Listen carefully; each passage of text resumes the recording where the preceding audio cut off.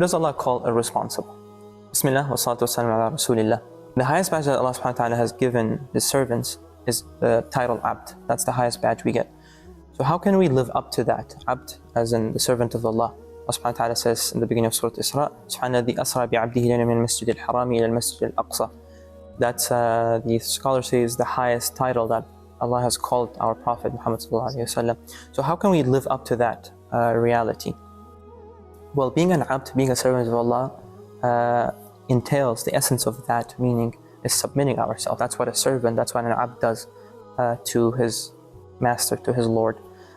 So for us, Islam, our religion, is about submitting ourselves, our will, our desires to Allah subhanahu wa ta'ala. The Prophet ﷺ says, لا يؤمن أحدكم حتى يكون هواه تبعا لما جئت به. None of you shall believe until their whims and desires are incongruent, are following with what I came with.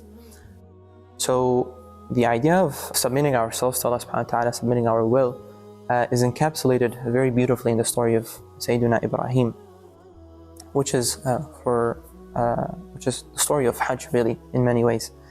Allah subhanahu wa ta'ala says about Sayyidina Ibrahim, وَمَنْ يَرْغَبُ عَنْ مِلَّةِ إِبْرَاهِيمَ إِلَّا مَنْ سَفِهَ نَفْسَهُ وَلَقَدْ اصْطَفَيْنَاهُ فِي الدُّنْيَا وَإِنَّهُ فِي الْآخِرَةِ لَمِنَ الصَّالِحِينَ.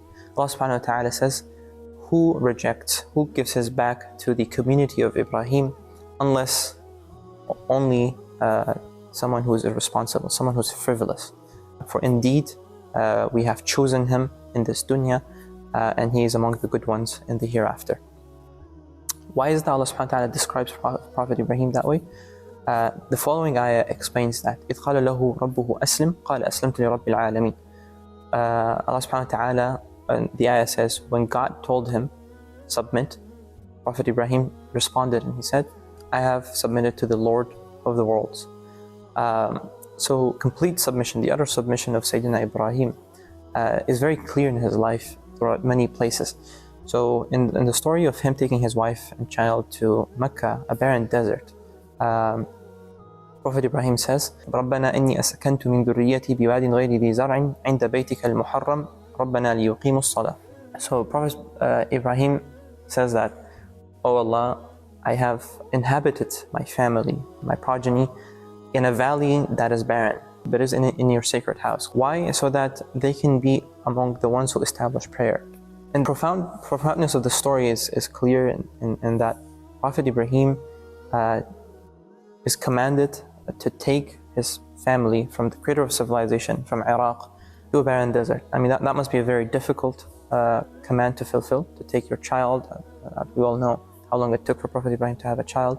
Take his child and his son to a desert and inhabit them there, not knowing why, what is the reason behind it. And when he takes him there, Sayyidatuna Hajar asks him, why are you leaving us here?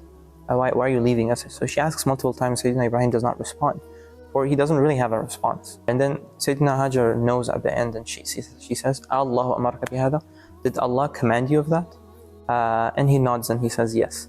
And then Sayyidina Hajar says, then indeed God shall not let us leave us astray, or lead us astray, or let us perish over here. So imagine our lives and how much we ask, how much we look for reasons for material gains behind things. And the story of Sayyidina Ibrahim here and his family, not knowing the logic behind going to a desert, literally traveling to there and leaving everything behind, how difficult that must have been.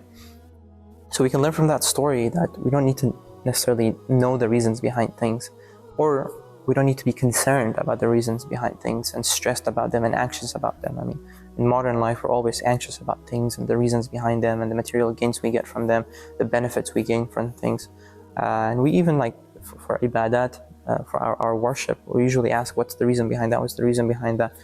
But for a lot of times, if we just submit to Allah and we just recognize that this is what Allah commanded and we do it, we relieve ourselves of this stress.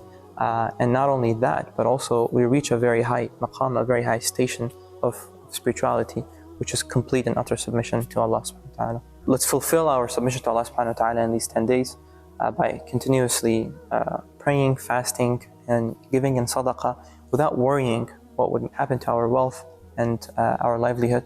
Allah subhanahu wa ta'ala will provide, inshallah, and will increase it by many, many, many fold. so long as we give in His sake. So please support the community, the work that's being done over here, especially in these 10 days. These are the best 10 days of the year that the Prophet ﷺ has talked about. ويبقى وجه ربك ذو الجلال والإكرام فبأي آلاء ربكما تكذبان